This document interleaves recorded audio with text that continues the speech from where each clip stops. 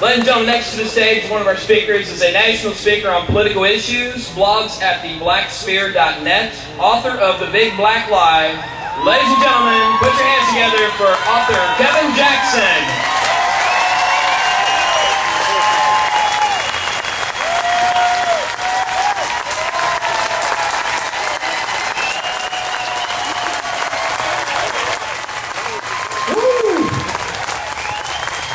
Y'all better be thankful for that cloud cover, because this is about to get hot up in here. As me and my brother used to say, Africa hot. It is a real pleasure to speak to so many freedom-loving patriots. I am happier than a preacher's kid at a biker chick rally to be here, folks. Thank you very much. My name is Kevin Jackson. I'm the author of The Big Black Lie, the Black Sphere blog, and I am honored to be with you true American patriots. I'm also humbled to be part of such a magnificent event, so let's thank everybody for organizing this thing.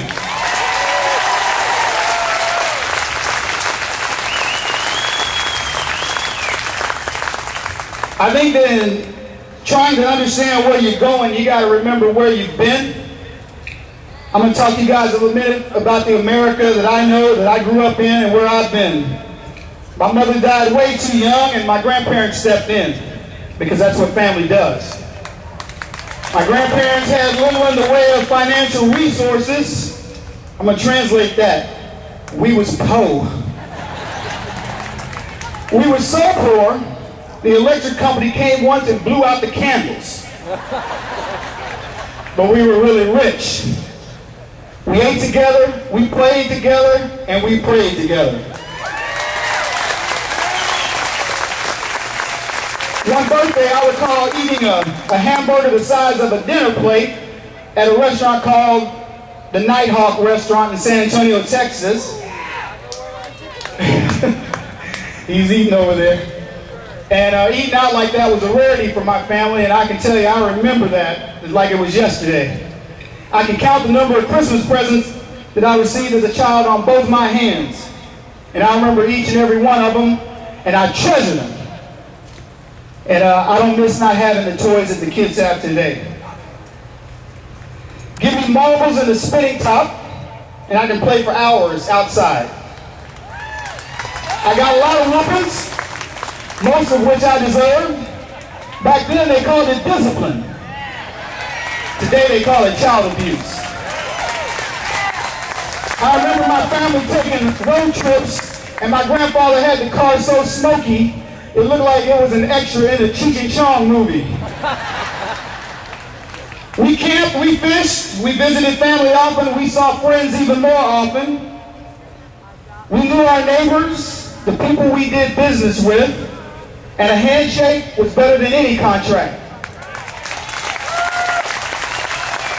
I carried those memories and good feelings into childhood, and I never ever thought about terrorists.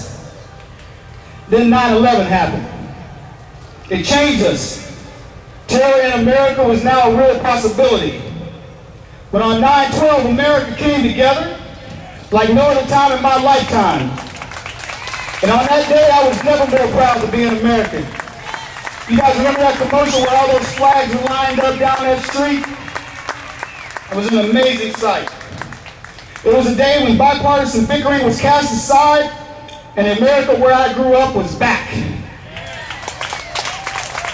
America was pissed off. Somebody had attacked our homeland, and there was to be hell to pay. President Bush came on television and he said he would track down those perpetrators, and we would have our justice. I got goosebumps just thinking about that. On 9/12, we weren't thinking about the Geneva Convention and that other nonsense. If somebody said that waterboarding was torture, we'd have tortured him.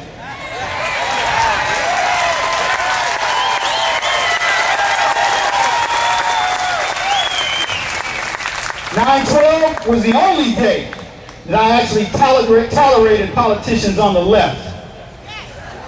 That day, America was prepared to rally against any enemy, foreign or domestic. A world away, Muslims were celebrating the event that created the largest single loss of life on American soil.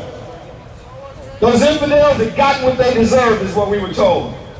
What a difference a day makes. I told you where I've been. Now I'm going to tell you where I think we're headed. America has changed dramatically since 9/12 of 2001, and you couldn't have told me that after 9/12 we would have elected a junior senator from the most corrupt political machine on the planet based on nothing but hope and change.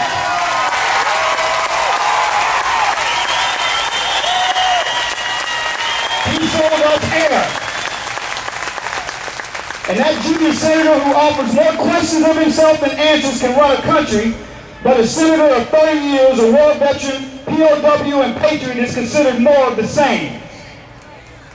We knew he would have cabinet issues right from the start because he selected Joe Biden as his vice president. And the only good thing that came from that is we will always know where the village idiot is.